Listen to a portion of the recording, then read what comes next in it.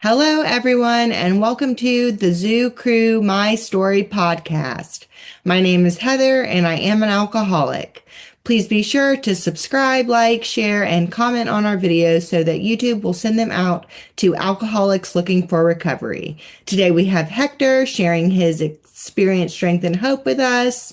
He is going to tell us what it was like, what happened, and what it's like now. Please keep in mind that this will be going on an Alcoholics Anonymous website. So without further ado, I do give you Hector. Please start off by telling us your name, location, and sobriety date. Thank you, Heather. My name is Mr. Hector E. Last name is Alcoholic, as I like to announce myself. My sobriety day is March 13 of 2007, and I live in the city of Tijuana, Baja California, Mexico. I want to thank to everybody who gets the opportunity to listen to my story.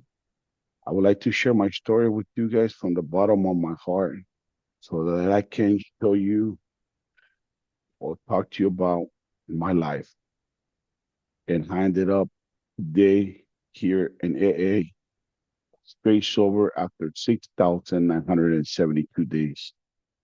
Well, like I said, my name is Hector.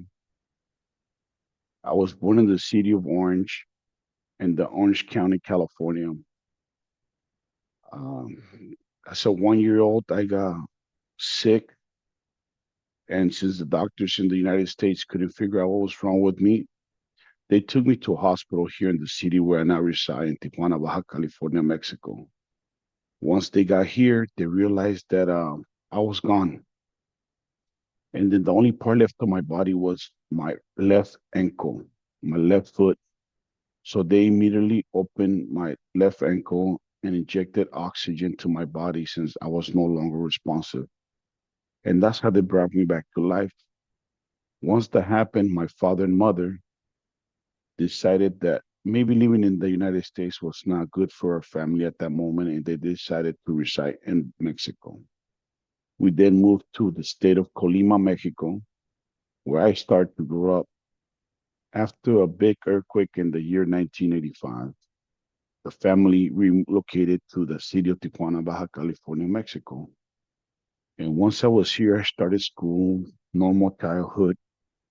But at the age of 9 years old, something changed that dramatically started changing my life forever. One of the first reasons on my first path getting here where I am today was that at age 9, I was sexually molested by a far family member. And at that age, I did not know, neither did I understood what was happening. But it didn't take long to find out and to open my eyes to what had just happened to me. And it only not only happened one, it happened several times. And I didn't know how to put a stop to it. So I went ahead and I hit myself in the church, in the Catholic church.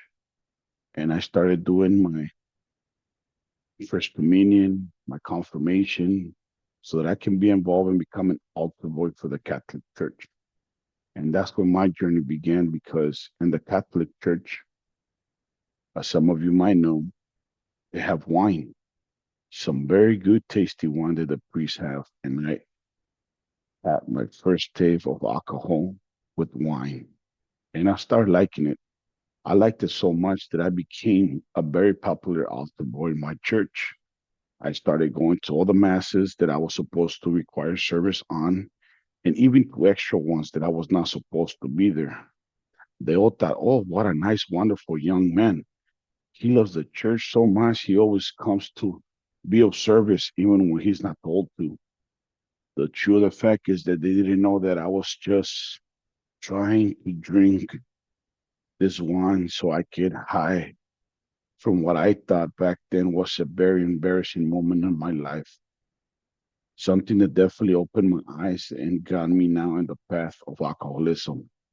So I started drinking when I was 10. This happened to me when I was 9. I met alcohol when I was 10, started with some wine. From there, I started buying the Coronas at the store. I started buying beers and I enjoyed it. For many, many years after that, I would continually drink, but just casually, once in a while, once in a very blue moon, months to months apart sometimes, not very constantly. I've got the opportunity to finish high school early at age 16, and I was thought that I was going to go into the ministry. I wanted to become a priest, but unfortunately, I fall in love with camouflage, and I joined the military. And in the military, that's when my alcohol definitely started picking up once again, and I started drinking. I got sent to my first duty station in Korea. And in Korea, I was introduced to soju. I was like, soju? We drink tequila. We're Mexican. Soju got nothing on me. Well, I was so wrong because my first night in Korea, I got so drunk I could not even stand up. I couldn't even take a step. But I try, guys. I try not to make alcohol my life. I only drink when I remember my childhood trauma. And it didn't take long for me to fall in love. And once I fall in love, from the minute I met her, I was like, you're going to be my wife for the rest of my life. Watch this. And I convinced this girl to be my girlfriend. After asking several times, she finally agreed to my girlfriend. Actually, the last time, if I want to be more honest, she actually asked me to become her boyfriend, and I did. And we got married. This is important to share for me because I want you to have you guys understand and know that I follow God everywhere I went, and I try to do everything the way my father wanted me to, with the exception of drinking. And the only thing that I asked after I got married, legally married, because I got married through the civil court, and 6 months later, I got married through the church. And believe it or not, because the way you might know me today, I actually waited till I got married to the church to lose my virginity to my wife, you know. And after that, I thought to myself that I have done everything my God has wanted me to do. I have followed everything that I was taught in the church. So all I wanted in return was the opportunity to be a father. Pray for it every single day. I just want to have a kid, be a father to somebody, to be a father figure. Regardless of what I either had a good or bad relationship with my father who was absent for some periods of time of my life, it was still desired for me that I wanted to be a great father. And when my ex-wife gets pregnant for the first time, unfortunately, my higher power had other had other. I'm sorry, I don't know how to say this. He had other plans for that first child of mine, and my child has been up there, up in heaven, for the last 26 years with my higher father. I didn't get an opportunity to raise her or to be with her because he decided it was better upstairs, and he knew better. And when that happened, I got really upset with my higher power. So I had to get even. I was pissed off, and now I was going to drink my life away. So for the next 7 years after the death of my child, I was drinking every single day of my life. I was having El Patron tequila, half a bottle a night when I went to sleep, the other half of the bottle when I woke up, and Coronas all day long. Uh, Coronas in the way to work, Coronas on my break, Coronas on my lunch, Coronas on my other break, Coronas on my way back home, Coronas once I got home, and the nighttime before I went to sleep, I would take my half a bottle again of Patron, and my excuse was so I could get a good night's sleep. And then my excuse in the morning was so that I can have a nice and wonderful day. So I never knew what a hangover is because how can you have a hangover if you always stay drunk? So I don't know the effects of having a hangover, to be honest with you, because I maintain myself so drunk all the time. I had to maintain myself drunk in order to function. And that's how I started. But one day in 2005, I committed the mistake that my higher wanted me to commit and give a right to somebody, thinking it was the right thing to do, that I was doing the right thing. What I didn't know, the consequences of giving this person a right was going to happen. And what happened was that I found myself locked up. I found myself behind bars for the next 6 months of my life. One of the very first visits that I got when I was in jail was my father. And I remember clearly his words and the way he looked at me because they were short, quick, and to the point. He picked up the phone behind the glass and I was on the other side of the glass and he said, out of all my kids, Hector, even your sister, I would expect to see them all behind bars with the exception of you, son. I'm so disappointed. He hung up the phone, stood up, and then my mom got on the phone and I got talked to my mom. My mom wanted to know what happened. Talked to her. I told her the best of the knowledge that I knew. But I was so drunk, guys, that I couldn't even get a DUI. And because I believe and I know for a fact today that my higher power loved me so much, he did not want her to give me a DUI because he knew that most likely I was not going to learn my lesson from the DUI. Instead, he gave me something more harsh, something harsh that stopped me from stopped my dreams for the next 20 years. And this year, believe it or not, I already have the court day set up where I'm going to be attending court.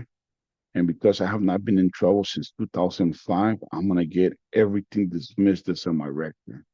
And that's something wonderful, guys, to have today.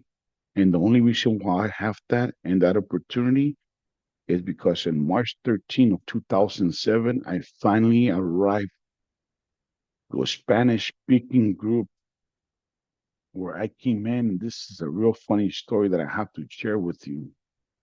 I went in with the intentions because I was tired drinking. I wanted to change so bad. And I went in with all the intentions to stop drinking, but I was not looking forward to stay. And that made a huge difference because when I got there, I wanted to go there, take a picture, and send it to the person sent me there, let them know that the meeting was closed. I was going to go back to my truck and drink a six pack and get the hell out of there. But of course, that didn't happen. This is what happened. When I got there, the minute I was barely approaching the door opens, and somebody inside yelled out to me, "Come in, stupid. This is the place." And I looked around behind me and I was like, "Who's he talking to?" He goes, "Yeah, it's you. I don't know what you're looking around for. I'm talking to you. Come in here, stupid." And here I go, Mr. Stupid. I walked in there and back then, 19 years ago, my home group, you used to fill up the sugar, the creamer, and clean the tables. So that's what he made me do. He made me refill the sugars and all the tables. I'm talking about 10, 12 tables. I have a huge home group. And in all the tables, I had two sets of sugars and of creams, and I'm cleaning them and blah, blah. And I'm filling them up. And when I filled them up, I created a mess on the tables. And he goes, "Well, look at the mess you made me now. Don't think I'm gonna clean it for you. You're gonna have to clean this up." I start wiping down the tables, and of course, I'm a knucklehead. As I'm cleaning the tables, some of it is dropping into the floor, and why not? I'm not thinking. I'm just trying to do what this guy's asking me to do. So guess what? I got the floor dirty too. So the next thing he did to me is he got a broom, gave it to me. He said, "You're gonna start sweeping, stupid." And I started sweeping, blah blah blah blah. When I was done sweeping, man, I looked up again to see what he had next for me. I was hoping I was done, and I wasn't. He was bringing this nice bucket with a mop so I can mop, and I was like, you know what? I'll do that. I remember when I was locked up that I like mopping. It was a good exercise, and this is a big home group. I said, "Oh, mop, not a problem." Got the mop. I mean, guys, I left my group nice, shiny, and ready for a meeting. And as soon as I was done mopping, the next thing I saw, this one really upset me because by this time I already had 3 kids now. And I see him coming out with some trash cans and he said, "All right, stupid. Now you're gonna take out the trash. And I'll say, my mind, I'm like, I don't think so. That's what I got kids for. But then I remember quickly that I had a six pack waiting for me in the truck. So I was like, oh hell no. All right, I'll take out the trash. And I got that. Man, he even had a cart. This this this this trash can were in a little cart, and I pushed it and I ran over there. And I got there because I remember my truck was right next to the trash cans, and I got there so fast. And when I got there, I started looking for my keys, and I couldn't find my keys. And guess what, guys? I remember that I left keys on one of the tables inside the grill, so I had to throw away the trash. But before I went to take out the trash, he told me, look, stupid, when you're done and you come back, I'm gonna have the best coffee ready for you to drink and a nice Mexican bread for you to enjoy with your coffee since you deserve it. So when I was looking for my kids and I realized how to go back, I was like, you know what? I'll go back anyways.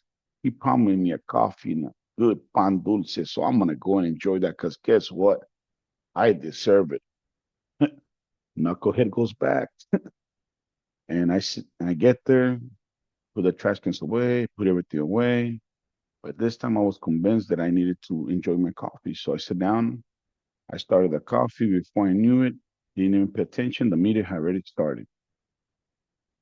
And he goes, if by the grace of God, a higher power, somebody's here today for the first time, just simply raise your hands so we can give you a warm welcome.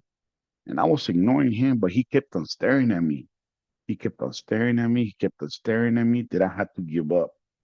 And I got up and I said, hi, my name is Hector and I'm an alcoholic. Whoa, boy, what the hell was I saying? I didn't know what I was about to get myself into. Since everybody was saying their name and they were alcoholics, I did the same thing. I was just following what everybody was saying and I did the same darn thing.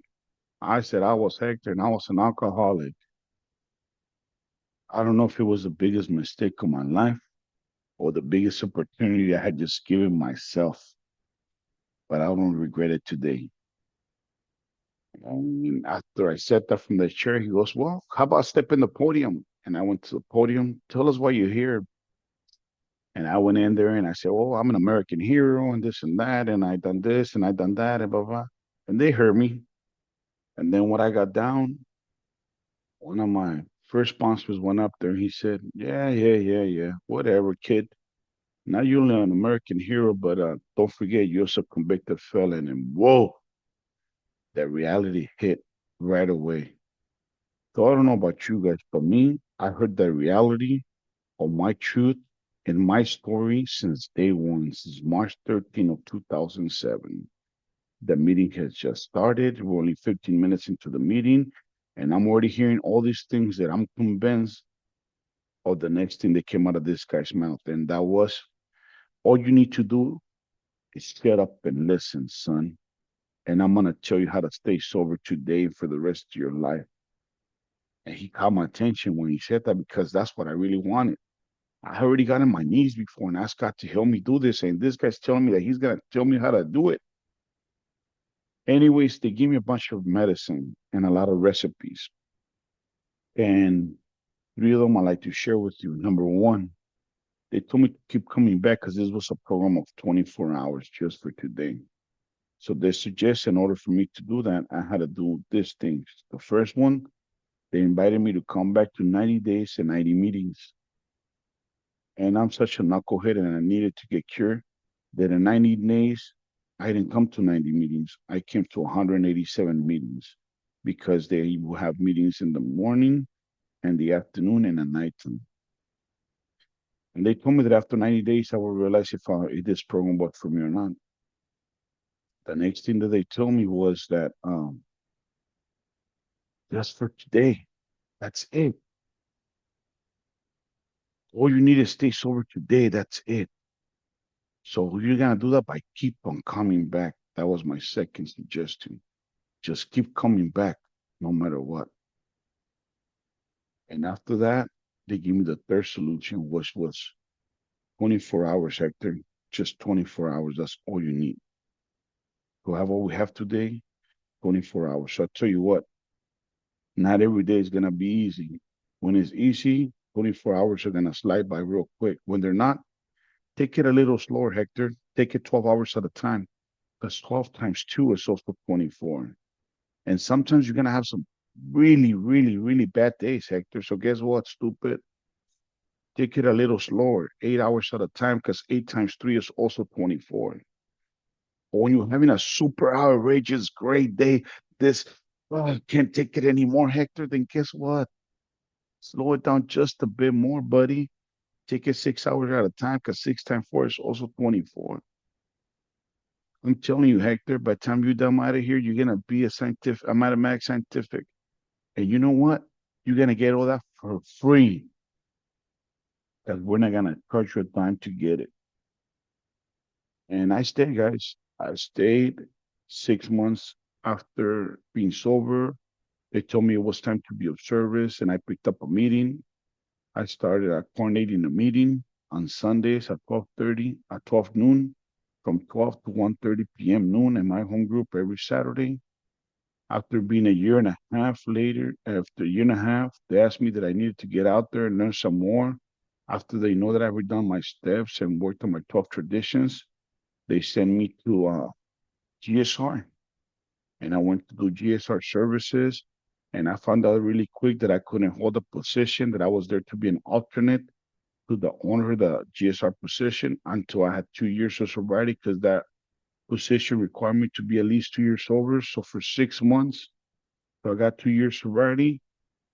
I got to enjoy and got to learn with the owner of my position what this job was about. And that's where things started changing for me, guys. I met when I first got there the guy that I wanted what he has, or what he has today, still to this day. My actual first official sponsor, a guy that I actually had to rework my step with him, really work my fist step with him, really let all my garbage out, really listen to, so that I can change. 'Cause I am not gonna lie to you. Before that, I was just staying sober. I was not really practicing the program. And after I met him, I started practicing the program. So what I'm telling you guys here so far, guys, is fall in love with the program. Once you fall in love with the program, work the program. And when you're done working the program, practice the program. Because that makes a big difference. And I started doing that. And I started practicing this program, and I started being of service, and I started doing everything my sponsor told me to do without asking any questions whatsoever. He told me to jump. I said, hi, hi. I did it. He told me to do this. I did it. He told me to do this way. I went that way. Anything that I was told, I did. And every time I got comfortable, he took me back. He knew every time I got comfortable. He says, Hector, when you get too comfortable, you're going to go back out again. Yes, we work these things and we live.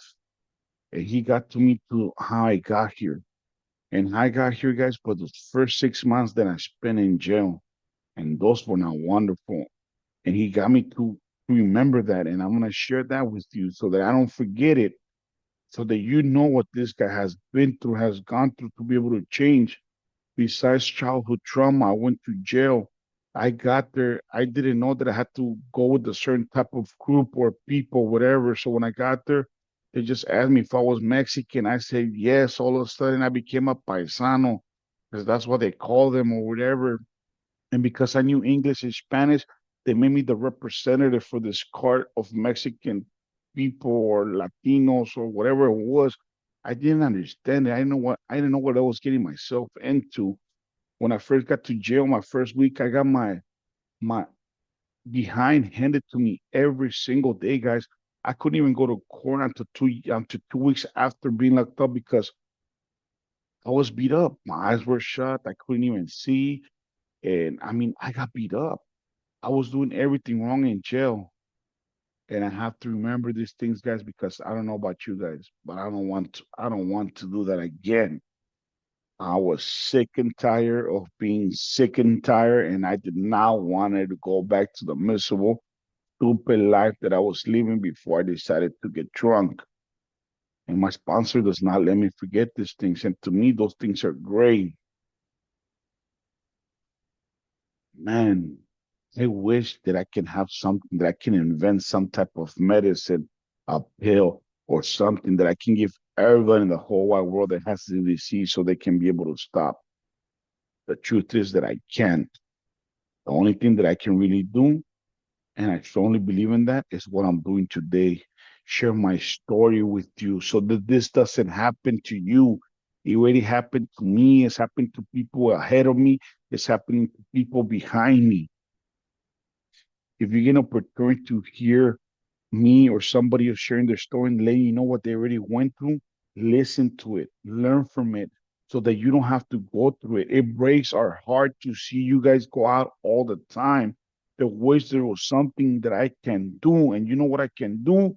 I can keep on sharing with you every single day or what to do or what not to do. I can give you all the tools that you're going to need for the job to get done right. And at the end of the day, it's going to be up to you if you want to take them, grab them, use them, put it to practice. That's what I did, guys. And I've been doing that for a very long time. And then I had to find a better place. I got a lot of jobs. I was doing all these beautiful, nice things. I have a lot of knowledge. I gained a lot of perspective, a lot of friends. I got like almost 2,000 contacts of men of AA and my phone number. And why am I sharing that with you? Because before I came to the program, all I had were girls' phone numbers and my phones. And now I don't need those. All I need is, and the girls that I do have in my phone today, they're all from super support. They're not the girls that I can run to when I get mad with my wife for stupid things that I was doing. Because I was the one doing stupid things. My wife has always been on the right side of the street, and I don't have to do that no more. I have a fellowship. I have a lot of sponsees. I cannot even count them, to be honest with you guys. I can't do that. There's way too many of them. I have a lot of sponsors that I can rely on. I have a lot of people I can talk to. I'm always on a meeting. Meeting makers make it. Sounds easy, but sometimes it's too difficult. Look, you got something that I didn't have back then. You guys have what I'm doing today. You guys have a Zoom. You guys have something that you guys can do online that you can log into, that you can go to when you're feeling bad, or when that something's not going right, or when you feel wordless, when you feel that you need something, you need this a dose of medicine from AA. You can come and get it at any time, in any place, anywhere that you are. Me, 19 years ago, 20 years ago, I had to find an in-person meeting. I had to drive over there. I had to get behind a car. I had to go there. I had to go there, not be afraid, not be ashamed, not be. Why was I gonna be ashamed? My first sponsors told me from the beginning, you wanna have what we have, you need to work an honest program, son. You come in here and you lying to us, or you think you're lying to us because honestly, the only thing you're doing is lying to yourself. If you want what we have, Hector, stop lying to yourself. You work your footstep everywhere you go. And they tell me that I can go to any AA meeting and I can do my fifth step in a podium and tell you guys the exact nature of all my wrongdoings. I could lay out my story in front of you, and I don't care what you think or if you might judge me. I do not care because I know that when I'm sharing you from the bottom of my heart. So that you get opportunity to either not do these things, or if you are doing these things, you get the opportunity to change them, live different, go different places, be a better man than Mr. Hector E here. Be somebody valuable in society. That makes a difference.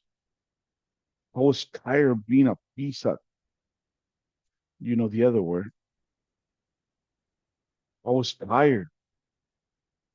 I was tired of feeling alone, of being in these parties with a bunch of loved ones. And I got lots and lots of loved ones. I come from a family. My mom's side was 17 siblings. From my dad's side of the family, 14 siblings. I got 77 cousins in my mom's side of the family. I got 60 something in my dad's side of the family. I mean, I cannot even tell you after that is way too much. And being in these parties and feel like everybody else has a light on top of where they were sitting. But I felt that in the one place I was sitting at, it was dark as hell. That hurts. That feels lonely. That feels devastating. That feels, and I cannot even explain to you how it feels. It's not good. And today, I'm not trying to say I'm almighty anything. I'm not. But today I can be the light of the party if I need to. Oh, you know what?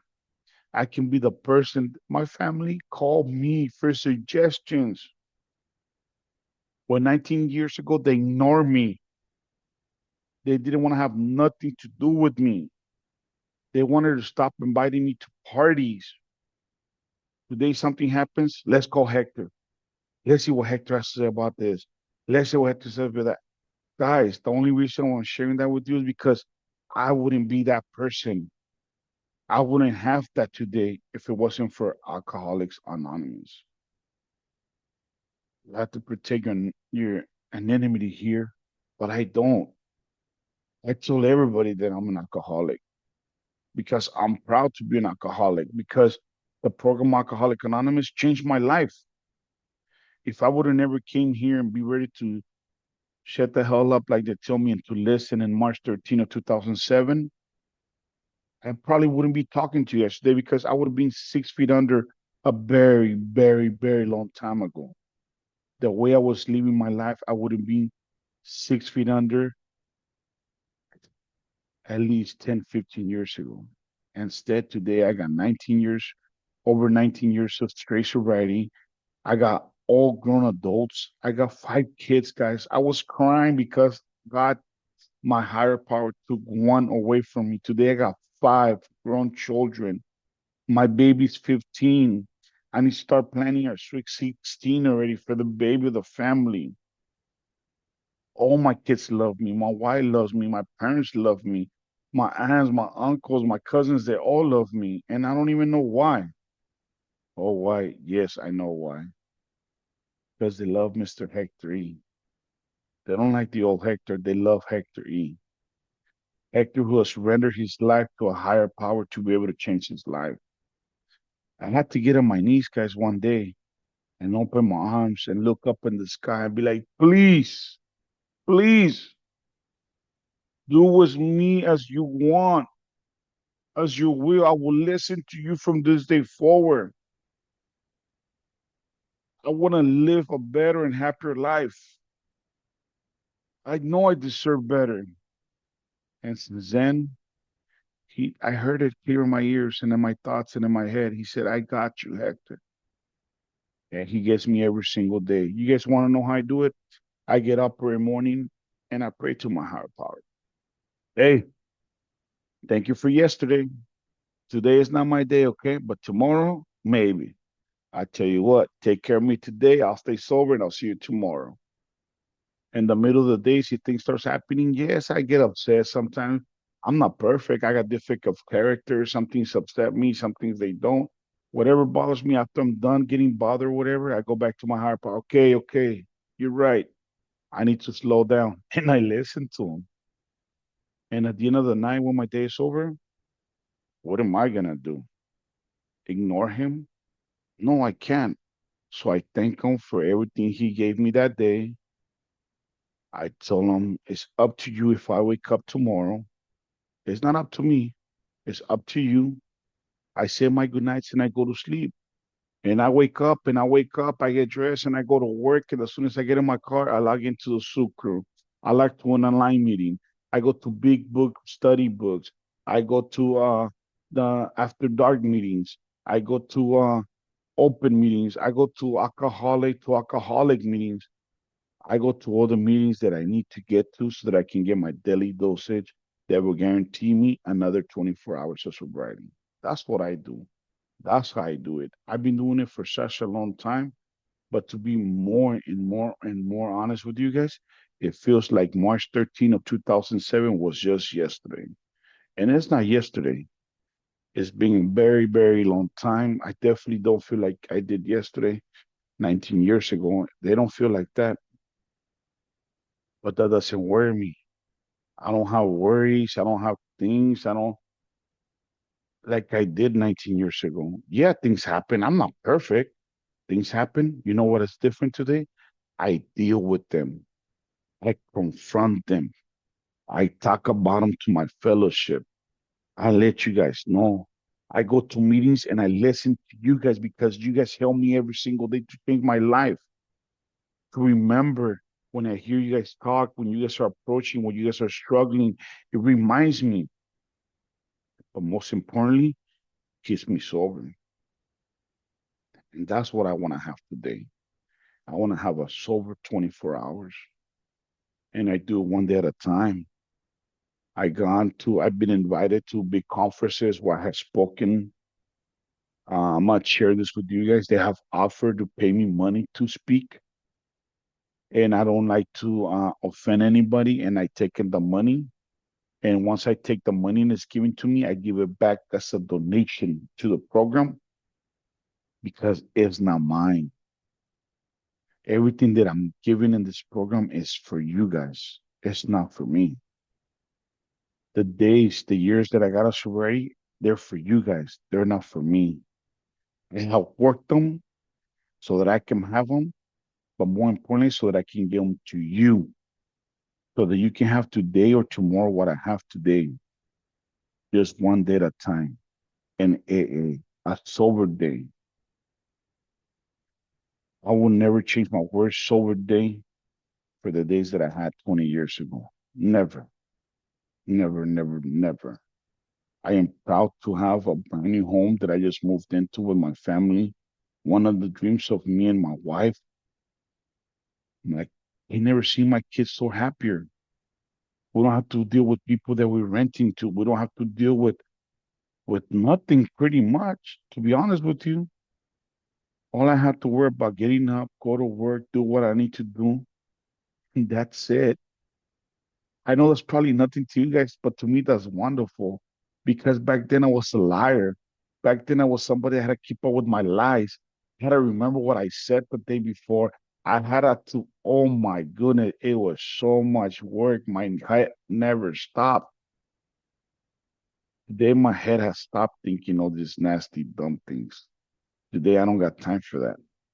Today I got time to be here with you guys, to share my story, for you guys to listen to it. Hopefully I give somebody the opportunity to hear something good out of it. I mean, I'm gonna be honest, guys, before I started talking in these podcasts, I was thinking like, whoa, what am I gonna tell them? What am I gonna tell them? I've told them all these things before, and maybe they're not getting it, maybe they're not understanding. But today that you get to hear me a little longer than you have before, and if you start analyzing the things that you see me and the things that I've done, I want you to know that I do them from the bottom of my heart, guys. I do them because I love you guys. I do them because I love this program. I do because I want you guys to have what I have today, a peace of mind. A peace of mind feels so great. It feels wonderful. I'm excited about it. I want to wake up tomorrow versus 20 years ago. I didn't even want to wait. I didn't want to hear nothing about tomorrow. I didn't really care if tomorrow came. Today, I'm excited for tomorrow to come. I want to be a grandpa one day. I want to be able to hold a grandchild in my legs, be like, Papa, Papa, take me here. You know, I'm not going to say I'm jealous for some of you who are already grandparents. No, I'm not. But I look for one day for me to have that. I don't want you guys to just want what I have. I want to have what you guys have. I want you guys to show me because you guys teach me every single day, believe it or not.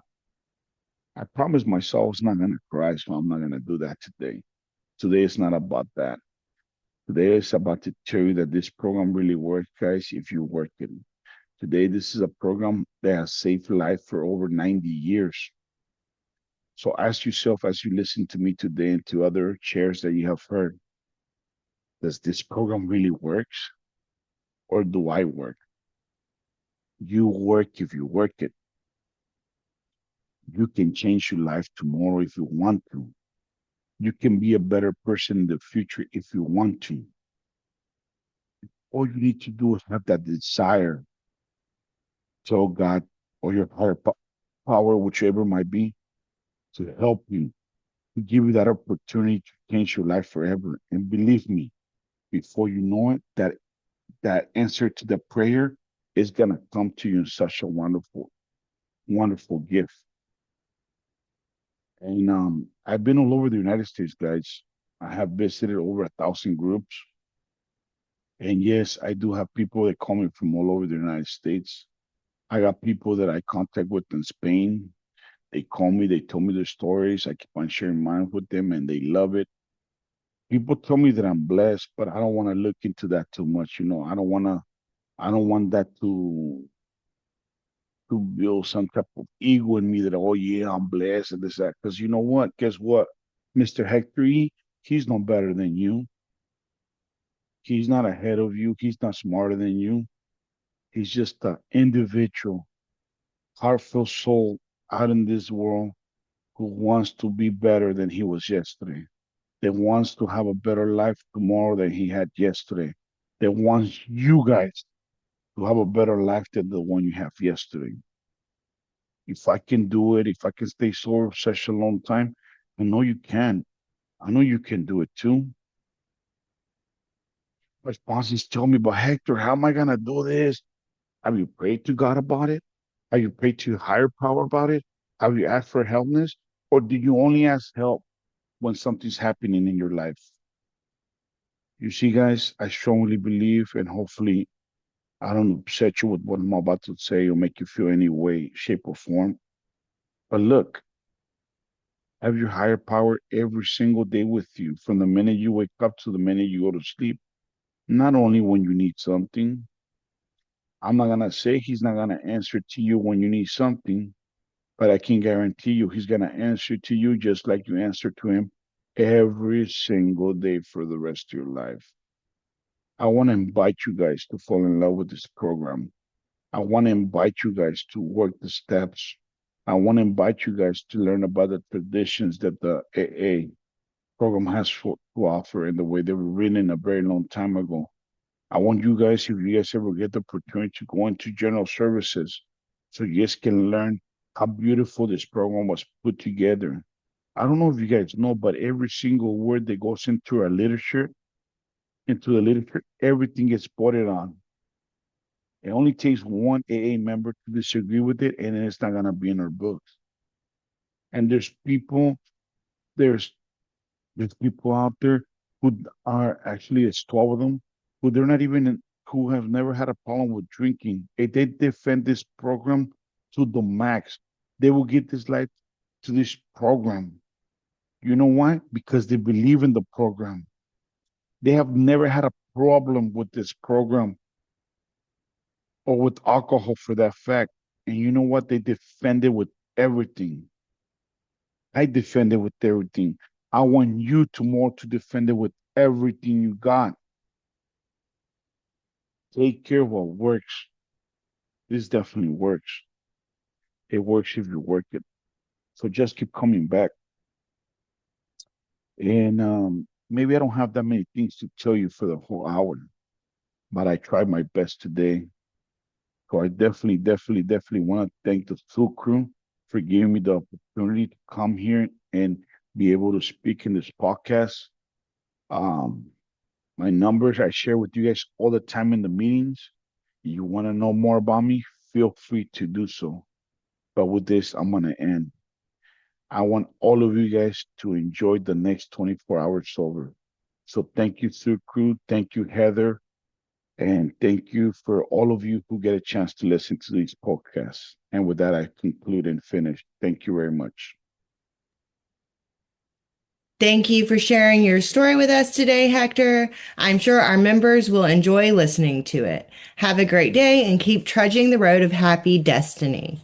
We hope you enjoyed listening to the story and have subscribed and liked our videos.